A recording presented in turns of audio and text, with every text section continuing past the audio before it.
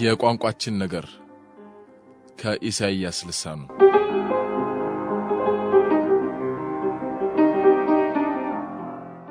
ስራዬ ብሎ የሚሰበስበው ቢያገኝ አንድ ወደል መድብል ይወጣዋል።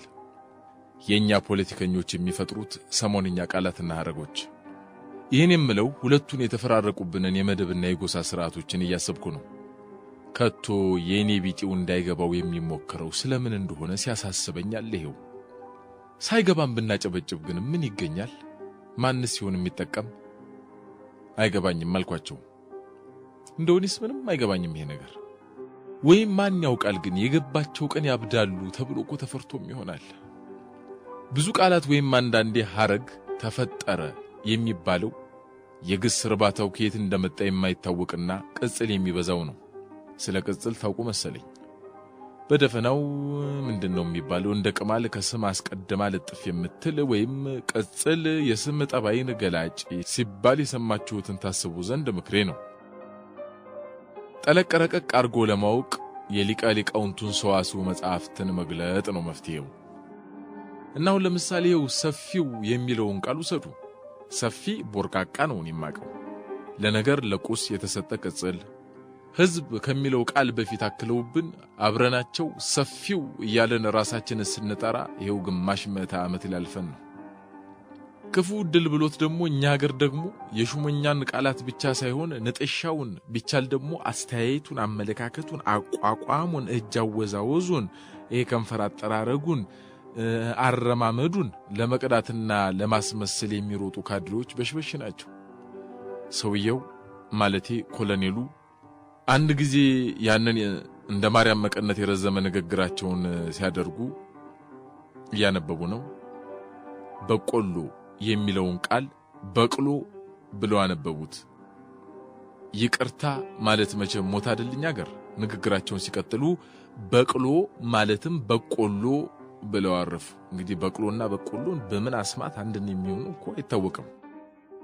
ታዲያ ያቺ የፈረደባት ማለትም ኮሎኔሉ አፍተሰማች ተብሎ እስከታች ቀበሌ አጋፋሪዎች ድረስ ወረደችና ያገሳ ያነጠሰ ካድሬ ያልቀረም በየወሬው መሃል እንደዚህ ነውና ከእንደዚህ ነውና ከዚያ እንደዚህ ነውና ማለትም ማለት ጀመረ።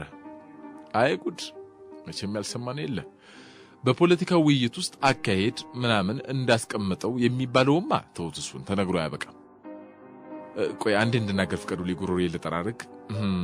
እሺ ወንድሜ ሀጎስ እንዳስቀመጠው ባካሄድ ብንለያይም መትከላዊ በሆነው ቢጋራችን ልንግባባ መቻላችን አንድና አንድ የለውም። ማለትም ቻቻቻቻቻቻ መቼም አይቀርም ቢገባንም ባይገባንም። ከሁሉ ግን አሁን ምን መስማሰለች ብላችሁ ጠይቁኝ። ይሄ አዲስና ለመጀመሪያ ጊዜ የሚሏቸው ቃላት። በነገሬ ላይ አዲስ ስል የሰው ስም አይደለም። በአዲስ መልክ የተደራጀ አዲስ ዘዴና የትግል ስልት የተቀናጀ እየተባለ ሲጠቀሙበት አስተውሉ። ደግሞ ይሄ አዲስ እየተባለ የሚነገረው ገና ተወልዶ ጡጦውን ለጣለ ሕፃን ወይም ደግሞ ለመሬቱና ለሰው እንግዳ ለሆነው እኮ አይደለም። ይልቁንም ኑሮ እጅ ላለው ሕይወት እንደ ግራዋ ጠላ ለመረረችው ሰው ነው እንጂ መሽቶ በነጋ ቁጥር አዲስ ፓርቲ ተቋቋመ ይባልልኛል። ለማያውቀው መታጠን ነው። እዚህ አሜሪካ በየማስታወቂያው ወይም በገበያው እግር የጣለው ይታዘበኝ። አዲስ የሚል ቃል የሰለቸ የቸከ ነው። እኛ ፖለቲከኞች ዘንድ እንዴት ብሎ እንደተዛመተማን ያልገባኝም። እንደ ምግብ ቤት በአዲስ መልክ የተደራጀ ከሚሉት አዲስ ድርጅት ተቋቋመ ድረስ ተጉዞ ማየት ይቻላል። ታዲያ ተኩረው ካዩት ሽምብራማ ፍንጫላት ይባል የለ። አዲስ እየተባለ የሚፎከርበትን ቀረብ ብላችሁ መነጥራችሁን አጥርቃችሁ ተመልከቱልኝ። ከዛ አሮጌ ከተባለው ድርጅት ውስጥ እዚያ ከነበሩት የተለዩ ወይም የተጣሉ ናቸው። ምክንያት አትሉኝም?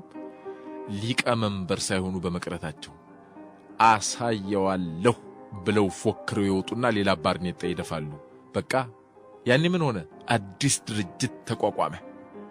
ለመጀመሪያ ጊዜ ዲሞክራሲን የሚያሰፍር ግንባር ተመሰረተ።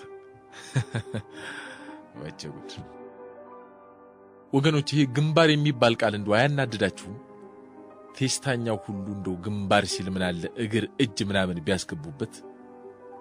የሆነ አንዱ በግንባሩ ፈጥኖ የሚማታ ጋራ ቡጢ ውስጥ የገባ ሰውዬ ገላጋዮቹ መሃል ሲገባ ምን አለ መሰላችሁ? አረ በእናታችሁ ይሄን ግንባሩን ብቻ ያዙልኝ እኔ ሌላ ነገር አልፈልግም አላሉ። በፖለቲካ ግንባር እንጂ ከቶ ጭንቅላት አይምሩ ልቦና ምናምን የሚሉ ቃላት ቦታ የላቸውም። ለምን አላቅም። እንደዋዛ ጠፍተው እንዳይቀሩ እና አዲስ ድርጅት ተቋቋመ የሚባሉ ነገር በፖለቲካው ሜዳ ከመብዛቱ እያንዳንዱ በነፍስ ወከፍ አንዳንድ ድርጅት የደረሰው የታደለው እየመሰለ ነው። ልክ እንደ ድሮ ቦሄና ወይበሉ ሙልሙል ዳቦ ምን ትዛል ይመስላችሁ? ይሄ አንድ ድርጅት ሰብሰብ ብለው ፈጥረው በበነጋው ከዚያው ውስጥ ሌላ የመወለዱን ነገር ሳነሳ አውሮፓ ሆላንድ ውስጥ መሰለኝ እርግጠኛ አይደለሁም አዲስ ጋብቻ ወይም ጎጆ ሲመሰርቱ የሀገሬው መንግስት በትይዩ ሌላ ባዶ ቤት ያሰናዳል አሉ።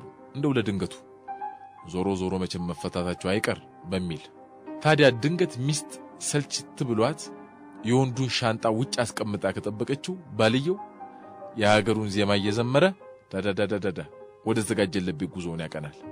ወይም ባራዳው ቋንቋ ይሸበለላል፣ ይሸመጥጣል አይነት። ፖለቲካው ውስጥ ያለው ግርግር ደግሞ ሌላ ነው። የድርጅቱ ስም ሁሉ ዲሞክራሲ፣ ፍትህ፣ አንድነት፣ ነጻነት ምናምን የሚሉትን ቃላት ወዲያና ወዲህ ያገላበጡ አዲስ ፓርቲ፣ አዲስ ድርጅት፣ አዲስ ግንባር አቋቋም ከማለት በቃ የተለመደ ነው። አዲስ የተባለው አዲስ ያለ መሆኑ ሳይሆን የሚገርመኝ አፋቸውን ሞልተው የሚናገሩት ሰዎች ናቸው። አንዳንዶቹ እኮ ክራቫትና ኮት የለበሱ ቁጭ በሉዎች እየመሰሉኝ አንዳንዴማ ፈራቸዋለሁ እኮ በተለይ አሁን። ሌላ ደግሞ አለ የቅዱስ መጽሐፉን በመጀመሪያ እግዚአብሔር ሰማይንና ምድርን ፈጠረ ምናምን የሚለውን ላፍ አርገው ወስደው ለመጀመሪያ ጊዜ የሚለውን ሐረግ በተነሱ በተቀመጡ ቁጥር እየተጠቀሙበት ግራ ያጋቡናል። ከቶም ደጋግመው ለመጀመሪያ ጊዜ የሚሉትን ሰምተው ሲደነዝዙ ሁሉም የመጀመሪያ ሆኖ ቀጣይ ወይም ሁለተኛ ምናምን የሚባል መጥፋቱ ያስደመመኛል የበለጠ። ለመጀመሪያ ጊዜ እንደዚህ ተደረገ፣ ለመጀመሪያ ጊዜ ሴቶች ነፃ ወጡ፣ ለመጀመሪያ ጊዜ አይነት ብቻ ምን አለፋችሁ ይሄ ለመጀመሪያ ጊዜ ስለሚሉ ሰዎችማ አሁንም ድረስ እኮ ያሳስበኛል። አምነውበት ነው የሚናገሩት እላለሁ። አይሆንም አልልመችም። ማለዳ የሚኮኩል አውራ ዶሮ የጧቷ ጀንበር የእርሱን ኩልኩልታ ሰምታ የምትወጣ ትመስሏለች ይባል የለ ከነተረቱ። ያቺ ካተላ ስር ስትርመጠመጥ ሰክራ ወደ ጉድጓዷ እየሄደች ሸለብ ያደረጋት ጉንዳን ያለችውን ታውቁልኛላችሁ? አይ እናንተ ነገር እስከ ዛሬ አታውቁም። ይኸው ጉንዳኗ ጋን ስር ትተኛና ይሄን አተላ ብላው ግፋው ትሰክራለች። ከዛ መንገድ ላይ እየሄደች መሽባታል ጉድጓዷ አሰገበ። ያው ስራዋ የተለመደው መቼም ማጋዝ አይደል አፈር። ከዛ ጧት ብንን ስትል ትራክተር ቆሞ ታያለች አጠገቧ። ምን አለች መስላችሁ? የኔ ነገር ስሰክር እኮ ምሰራውን አላቅም፣ ይሄን ደሞ መቼ ነው ይዤ የመጣሁት አለች አሉ። እና ለመጀመሪያ ጊዜ የሚለውን ነገር ስሰማው ጉንዳኒቷ ትዝ ትለኛለች። ስርዓት ሲበላሽ ከቋንቋ ይጀምራል ይላሉ ሊቁ። እና አርቲ ቡርቲው ቦታ ይይዛል፣ ስድብና መርገምቱ ስንቅ ይሆነዋል። አታይቱም አንባው ሐሳቡን በነፃ አንሸራሽሬ ገልጻለሁ ብለው አስተያየቱን የገለጹ እንደሆነ እግር በእግር ሰምተውት የማያውቁትን ቅጽል ከወዲያ ወዲህ ሲወረወርቦ ይሰማሉ። ትምክተኛ፣ ጠባብ፣ አክራሪ፣ ተስፈንጣሪ ይባላሉ። ለማንኛውም ነው አድሃሪ፣ ፊውዳል፣ ደርጊስት ምናምን እንደሚባለው ማለት ነው። ሐሳቡን እንዳሻቸው ከርከመው እነርሱ ሰይመው ከአንድ ሳጥን ከተው ስም ሲሰጡ ግን ትንሽ እንደው ግራ ያጋባም። እዚህ አሜሪካ ስንት ጉድ አለ መሰላችሁ። ሊበሏት ያሰቧትን የሚል ብሂል ያውቁልኝ የለ። በፖለቲካው ሜዳ የዚህን ሐሳብ ጠላት አድርጎ የማቅረቢያ ቅጽል መብዛትን እያሰብኩ ካድሬዎቹ ሳይቀሩ ግራ ይጋቡ ነበር። አያለማወቅ በዚያን ዘመን የአርሶ አደሮች ሊቀመንበር የነበረው ቆምጫባው ይውደሙ ብሎ ሲያስፈክር ያጋጠመው ልንገራችሁ። ኢምፔሪያሊዝም ይውደም አለ። ይውደም አሉ ተከታዮቹ። ፊውዳሊዝም ይውደም አለ። ይውደም አሉ እነሱ። በኋላ ቢሮክራሲያዊ ካፒታሊዝም ይውደም ሊል ይቺ ቢሮክራሲያዊ ካፒታሊዝም የምትለውን ቃል ከየት ያምጣት? በኋላ ምን አለ መሰላችሁ? ሶስተኛ ወንድማቸውም ይውደም አላሉ። እንዲህ ከመሆን ያውጣን።